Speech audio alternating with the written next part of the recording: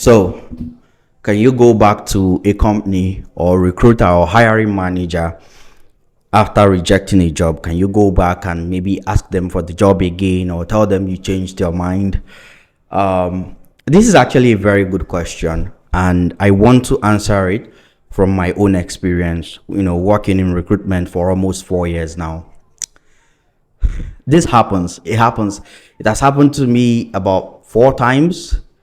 And of course, I've had colleagues that it has happened to as well, who occasionally have this thing where they hire someone and then the person ghosts them. And that's another thing you guys need to realize. Recruiters get ghosted a lot. Like you would not believe how many times I have been ghosted. Like, you're going through the interview process, writing emails, making calls, trying to make sure that this person shows up for the job, and you just don't hear from them anymore. It could be because they got a job elsewhere. Most of the time it's because they got a job elsewhere, maybe a job that pays higher or a job that is more flexible, or I don't know. It's just a lot of maybes, but I'm pretty sure, I'm 80% sure it's because they got another job, right? Now, if you're in this situation at the moment, if you were interviewed for a job and then you turned it down and maybe went for another interview because you didn't really 100% like this one that offered you a job, that's fine. It happens. It's normal, right? But the best way to deal with this really depends on how you left this initial client or this initial recruiter that reached out to you and offered you a job. Did you get back to them and say, hey, I got a job elsewhere, or I got a better offer and I would not be able to proceed? How did you leave them? How you left them is very important. I am going to explain that with an example. We've had a case where someone, I'm not going to go specifically into details, but we've had a case where someone interviewed with us. I managed everything. I managed the entire process up until the final meeting. And then they didn't show up to the offer call. And I was wondering what the problem was, what was going on. And I wrote emails. We wrote emails to this person. They were supposed to start in the coming days. We just need to finalize the offer. This person didn't reply to my emails. I made phone calls. They did not pick my call. And then after about 3 months or so, I get an email that said, hey, Magnus, how are you doing? Can we continue the interview process, please? I had some unforeseen circumstances that it was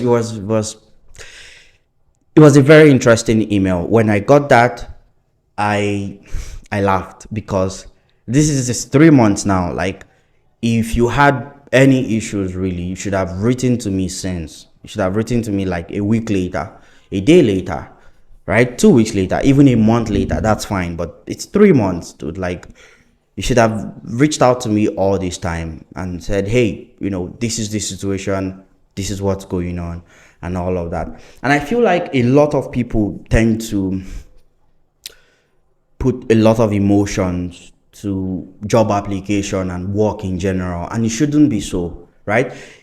If a job means a lot to you or doesn't mean a lot to you, you shouldn't try to be more logical than emotional about it, right? Because most of the time these companies need you, recruiters need you. We need you to fill this position. We need you to work this job. We've seen your CV, you're doing good, everything is fine. We just need you to show up, right? So knowing that a company needs you should give you more, I wouldn't just say bargaining power, but more strength, more confidence to actually say, hey, this doesn't work for me, I will not be able to make this call, or hey, I got an offer elsewhere I hope that you would consider me in the future. Just try to be as honest as possible. And that's also why I'm making this video.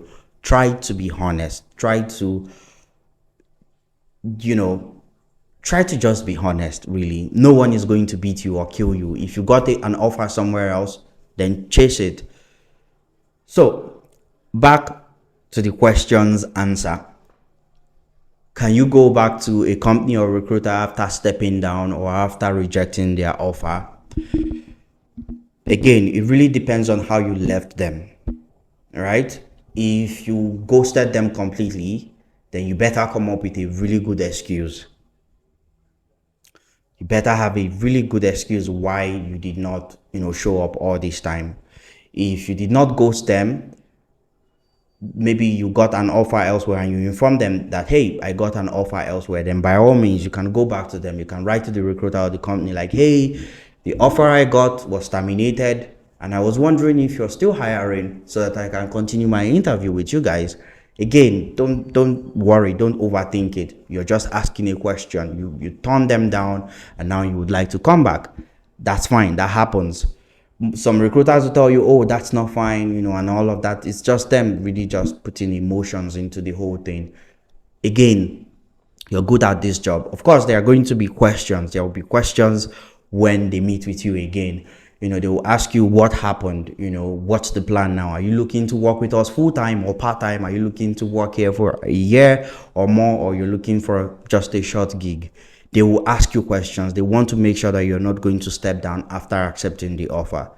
But the long and short of it is, yes, you can reach out to a company you rejected initially to interview or to ask them for an offer. There is nothing shameful about it. It's only shameful if you maybe insulted someone or you ghosted them completely and all of that. This is also why it's good to leave people in good terms, so that if something happens, you can always go back and have a conversation about why you left her or why you changed your mind and all of that. It's always good. It's always good. No one is going to beat you or kill you if you initially reject an offer and say why you rejected it, or just communicate the fact that you're rejecting the offer.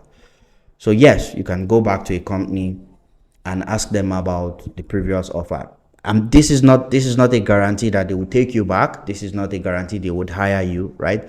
But it's worth the shot. It's really, really worth the shot. I've had a case where I got on a call with someone and they had some medical concerns and all of that, and they did tell me that, hey, I need to go check this, I need to go do my checkup. If everything works out, then we can proceed with the whole thing. If it doesn't work out, then you'll probably not hear from me again. And I was like, okay, just let me know. And the person didn't take the job, but they did get back to me later like, hey, this thing I'm doing is going to take a lot of months and I don't want to mix it with my job. It's going to affect my job. And I was like, oh, okay, no problem. And in a situation like that, most of these companies, I'm sure 99% of companies out there, always keep your data. They have your CV, they have your cover letter if you sent one, they have information about you. They can only delete it most of the time if it's after 1 year, or if you request that they delete your data. They still have your information. You can reach out to them to ask them for that job, right? So it's fine, it's okay. You can reach out to a company, explain the situation, this is what happened, and try to get your old job back or your old offer back. That could happen. If they don't get back to you, then you tried. It was worth the shot. But don't get so frustrated or so scared that you don't reach out to them because this other company messed up and now you have to go back to the offer you rejected. It's okay to go back to the offer you rejected if you did communicate why you were rejecting it, or if you did communicate the rejection reason. So that's it. Thank you so much for your time. If you like this video, don't forget to subscribe, and I will be sharing more important stuff like this with you from time to time. Take care.